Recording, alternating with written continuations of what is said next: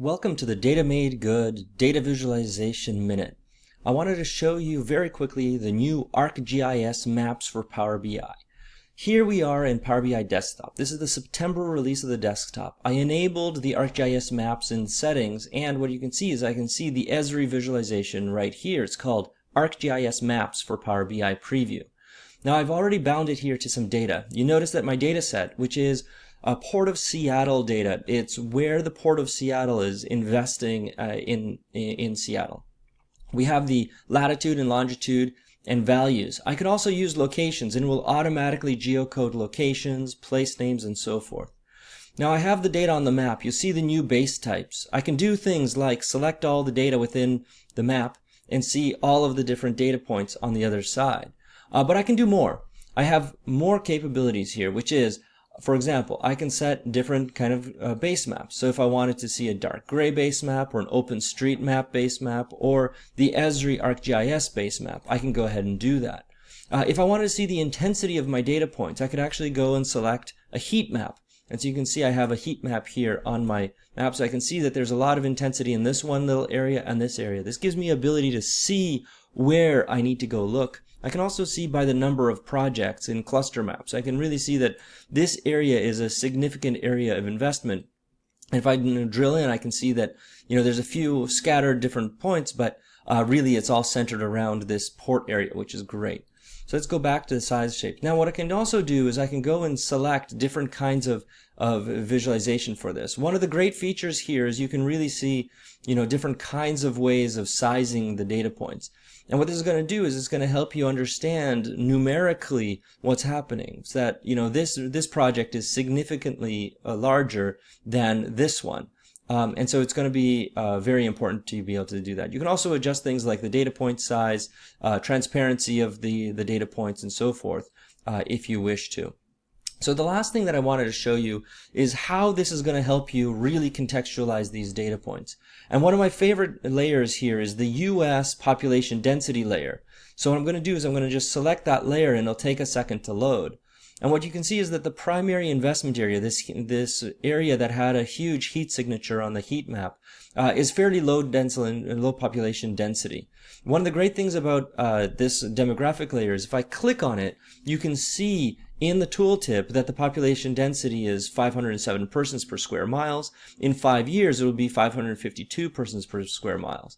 So you'll see a very different impact potentially for those locations than the locations here closer to downtown. So if I click here, you can see that there's 11,557 persons per square mile. So it's possible that the investments in this particular area will have a larger impact on the overall Seattle population. So if there's things like noise complaints or whatnot, I may want to focus my mitigation efforts on the high density areas. But there's more I can do. I can also pull in layers from ArcGIS. So let me just search for Seattle.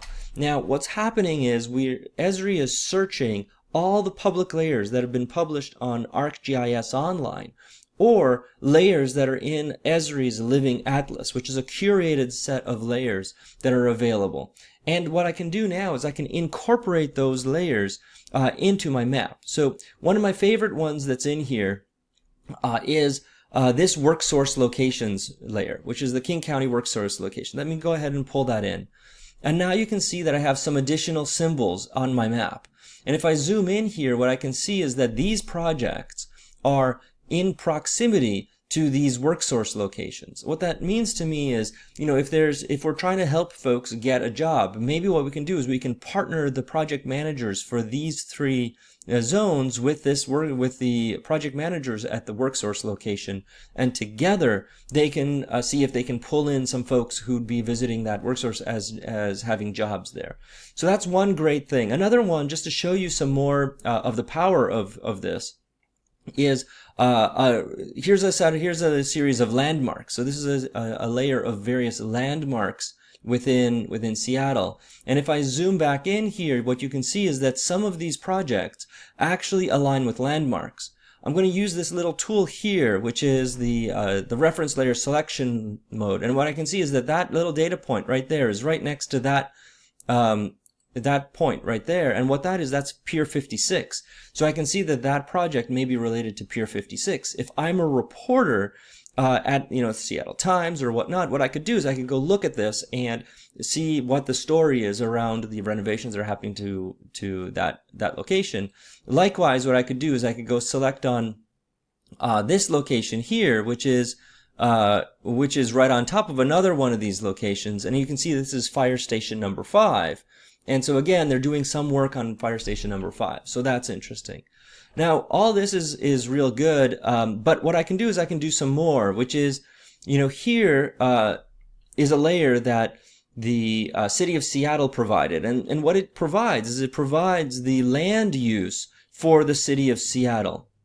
And so what I can do is I can, let me go back and search for it. Seattle land use. And what this is going to do is it's going to let me see how these data points align with the various uses of land in the city of Seattle. So I can see which ones are in proximity to parks, or I can see which ones are in proximity to residential neighborhoods. So here what you can see is you can see that I have, parks data, and the blue here I think is industrial areas. And so you can really see, where this data and how it relates to the other parts of the mapping ecosystem within Seattle. What's important here is that the city of Seattle now is empowered to share their reference layers through ArcGIS Online as public layers, and then anyone using Power BI is able to go use those layers to create really compelling data visualizations. So with that, what we have is we have a very nice simple to use capability that allows you to get a lot more context for the maps that you have, and then integrate them with the data in your Power BI data sets. So that is your quick data made good drill down on ArcGIS Maps for Power BI. Remember to follow us at on our blog, datamadegood.com, and also follow Łukasz on Twitter. That's LUKASZTWEETS. Łukasz tweets. See you next time, and have fun with Power BI.